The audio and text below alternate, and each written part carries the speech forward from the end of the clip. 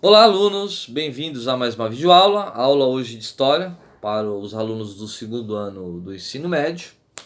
Vamos estar falando da Revolução Inglesa, ou Revolução Puritana, ou melhor, Revolução Burguesa, né? Porque foi feito com a participação e o descontentamento dos burgueses. Então, a Revolução Inglesa ocorreu lá no meado do século XVII. Foi um dos principais acontecimentos da Idade Moderna, né? Foi considerada a primeira grande revolução burguesa, como eu disse. E as revoluções encabeçadas por lideranças da burguesia europeia, que havia se tornado extremamente forte, né? Principalmente nas questões econômicas. Então, ao longo do século mais ou menos 16, 17, essas novas ideologias, pensamentos precisavam alcançar aí legitimidade política aí, tá? Então o processo de evolução foi importante para que isso acontecesse aí e acabasse desencadeando então a Guerra Civil, que teve a atuação do parlamento, e aí eles conseguiram combater o estado absolutista desse país, reformular toda a estrutura política, social, que acaba depois que termina tudo isso, dando início ao que nós chamamos de monarquia parlamentarista, que foi mais ou menos em 1688.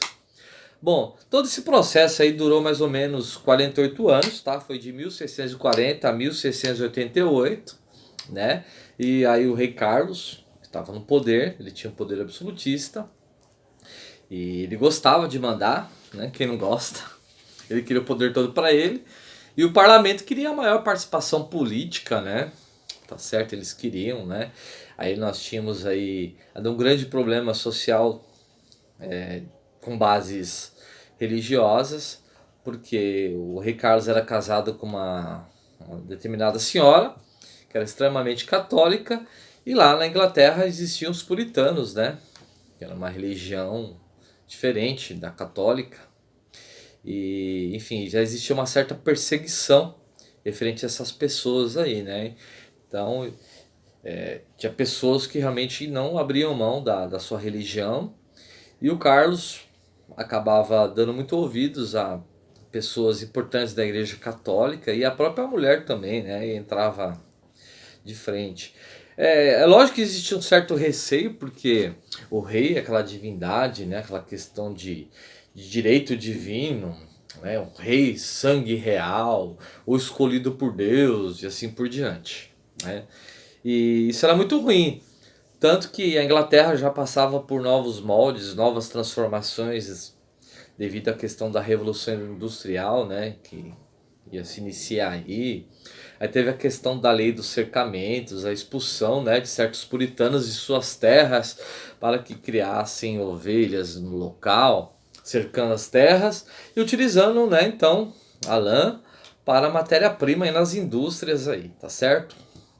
Bom, a questão é que existia um descontentamento muito grande dentro da Inglaterra, porque eles queriam maior participação política, e aí qualquer coisa que se aprovava no parlamento, o rei Carlos nunca levava em consideração, não adotava a política, e isso gerava muito desconforto, beleza? Bom, aí o que acontece? É, o rei Carlos gostava de mandar, e o parlamento queria maior apelo aí político dentro do cenário inglês aí, mas a coisa não acontecia. Com o passar do tempo, a situação, as contas, né, dentro da Inglaterra se tornaram insustentáveis devido aos grandes gastos, erros de decisões econômicas. E aí o rei Carlos ainda sofrendo pressão do parlamento. Tinha um grupo que chamava Gentlemen, né? Que era uma espécie de burguês de alta classe, uma espécie de meio que subnobre, vamos dizer assim, tá certo? Que também queriam espaço, que estavam fazendo grande pressão sobre o rei Carlos aí. É lógico que ele tinha apoio da alta nobreza, né? De outros reinos também, de outros grupos aí, mas a burguesia que estava em expansão, que tinha dinheiro, tinha poder, os gentlemen também, né? Eles queriam realmente maior participação aí.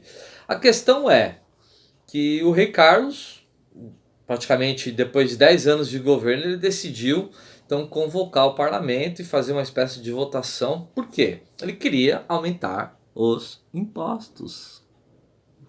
E ele sabia que existia uma grande pressão, que ele não poderia agir de forma absolutista nesse caso. Então ele meio que deu uma de bobo, né?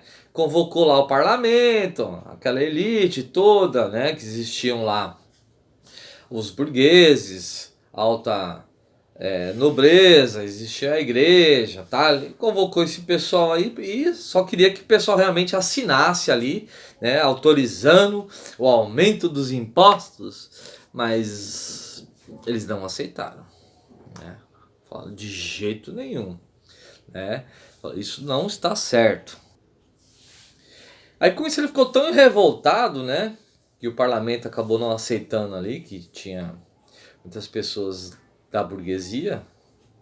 E aí simplesmente ele dissolveu o parlamento, né? Dissolveu o parlamento, acabou, fechou o parlamento e falou: eu que mando e as coisas têm que ser do jeito que eu quero, né? Mas aí isso acabou desencadeando, né? Realmente a Revolução Inglesa. E aí se montou dois exércitos aí. Aí surge a Revolução Puritana e a Guerra Civil, que transcorreu mais ou menos de 1640 a 1649. Agora o interessante é que os burgueses, né, que tinham seus soldados chamados de cabeças redondas, que eles tinham um corte de cabelo meio curto assim, com a cabeça meio redonda, né? Eles tinham uma pessoa muito importante chamado Oliver Cromwell, mais ou menos isso. Cromwell, eu costumo brincar na sala, né? Oliver Cromwell. E ele era um líder, né? Ele mudava todo o sistema ali militar. Ele achava que as pessoas deveriam alcançar melhorias de patente, melhorias de cargo, de acordo com o merecimento. E ele realmente ele treinava, né, os seus soldados, as suas lideranças aí para poder lutar, né, dignamente. A batalha, né? Então eles começaram a lutar, o exército real contra o exército do parlamento, que tinha como líder principal o Oliver Cromwell, né? Encabeçando a luta aí. E essa luta demorou mais ou menos 3 anos. E aí eles conseguiram vencer as batalhas. E aí o rei, né, bonitão, fugiu para a Escócia. E só que a Escócia acabou traindo o rei. Aí nessa traição o rei acaba voltando para a Inglaterra. E ele é preso e julgado e condenado como traidor. Como resultado disso, simplesmente ele vai perder a sua cabeça. Ele é condenado à morte, então aí, e perde, né, a cabeça, tá bom? Bom, incrivelmente, né, houve então uma república, né, na Inglaterra, é conhecido como República de Oliver Cromwell, que durou de 1649 até 1658. Então, 19 de maio de 1649 foi proclamada a República e Cromwell recebeu do parlamento o título de Lord Protetor, né? Lord Protetor da República. E aí muitas transformações políticas operadas por Cromwell beneficiaram, sim, a alta burguesia. Na verdade, ele não era um governante para todos aí. E no final, o povo sempre acabava passando dificuldade e fome, né? As coisas não aconteciam muito bem pro povo aí. Aí como parte do parlamento não estava gostando do governo do Cromwell, né? Porque ele governava somente para poucos, né? Aí parte desse grupo aí se revoltou contra o Oliver Cromwell aí. Aí o Cromwell também se revolta contra eles, né? Porque eles queriam mudanças, começaram a pressionar bastante o Cromwell, o Oliver, e aí o Cromwell, de acordo com seu poder, né? Ele tinha grande poder, ele instaura lá na Inglaterra, que eles chamamos de ditadura aberta, que teve como característica principal a execução das lideranças que o ajudaram a formar esse mesmo exército. É isso aí. Então quem era contra ele, quem falava alguma coisa dele, quem não concordava com ele, perdia a cabeça também, né? E é bem engraçado isso, porque pessoas que lutaram do lado dele, que ajudaram ele aí, né, acabaram se tornando inimigos. Ele perseguiu realmente, que ele tinha grande prestígio e poder, e cortava-lhe a cabeça aí. Ele agia de tal forma, né, de controlar tudo, parecia um certo absolutismo que nós já tínhamos visto, né, com o rei Carlos aí, né. Aí depois, mais ou menos em 1657, Cromwell propôs um novo acordo com o parlamento, porque ele tinha fechado o parlamento, né, e instaurou aquele controle rígido mesmo. Então ele reabilitou o parlamento inglês. Todavia, antes que esse acordo pudesse vigorar, ele acabou falecendo, né, em 1658. Aí dizem que ele foi fazer uma viagem e aí ficou meio fragilizado, foi capturado e acabou também perdendo a cabecinha aí, tá certo? Aí entrou no lugar dele o filho, né, que chamava Richard Cromwell, só que ele não tinha o mesmo prestígio, o mesmo poder, o mesmo dom do pai aí, e acabou não dando certo. Então o poder na realidade sempre esteve na mão do parlamento, que acabou fazendo uma manobra arriscada e convocou Carlos II, né? Sim, filho do Carlos I, filho do rei decapitado, para assumir o trono e assim restaurar o que nós chamamos de dinastia dos Stuarts, né, que era a linhagem do rei aí, tá certo? O bacana é que aí o Carlinhos II, né, Carlos II, ele assume o trono prometendo respeitar os interesses do parlamento. Mas aí o danadinho logo começou a articular certo plano, porque ele começou a gostar de mandar, né, de ser o rei todo-poderoso.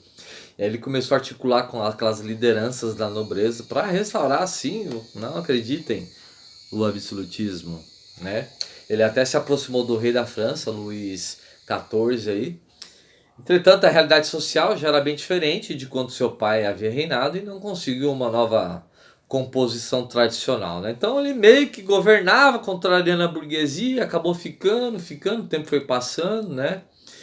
E aí houve uma perseguição que tinha como plano de fundo também a aproximação do Carlos II, dos membros da Igreja Católica. Apesar dos anglicanos, os Stuart mantêm boas relações com os membros do clero. Então já não existia tanta tensão entre a questão da Igreja Católica e os puritanos e assim por diante, tá? Foi passando o tempo, o Carlos ele acabou sendo vítima do autoritarismo, né? E o monarca acabou se dissolvendo do poder em 1681. Ele até governou, né, até a sua morte aí, ó. E aí até que seu irmão Jaime II assumiu o trono, reativou o parlamento, mas procurou dar seguimento às ações do Carlos II aí. Aí o Jaime II, né, filho do Carlos II também, ele queria também manter aí o absolutismo, né, restaurar o absolutismo, mas ele acabou não conseguindo, né? E aí houve uma manobra que se chama Revolução Gloriosa, e é a fundação que nós conhecemos hoje, que é a monarquia parlamentarista. Então o que é essa manobra? Consistiu na convocação da filha do Jaime II. Então Jaime II tinha uma filha, Maria II, e ela era casada com Guilherme de Orange, acho que é isso, né? Governador dos Países Baixos, para assumir como marido o trono da Inglaterra. Então eles assumem o trono com uma manobra do parlamento, né? E se tornam aí os líderes da Inglaterra. E ela tinha boas relações com o parlamento e realmente ela adotava tudo que o parlamento colocava aí, tá certo? Então é como tá hoje, né? A monarquia parlamentarista. Hoje nós temos a Rainha Elizabeth, o Príncipe Charles, mas quem realmente manda é o primeiro-ministro na Inglaterra aí, tá certo? Então essa revolução, uma revolução aí dos burgueses, que acabam com o absolutismo, né, com aquela ideia da supremacia, do direito divino do rei e tudo isso aí. Tá bom, pessoal? Um grande abraço, até a próxima aí.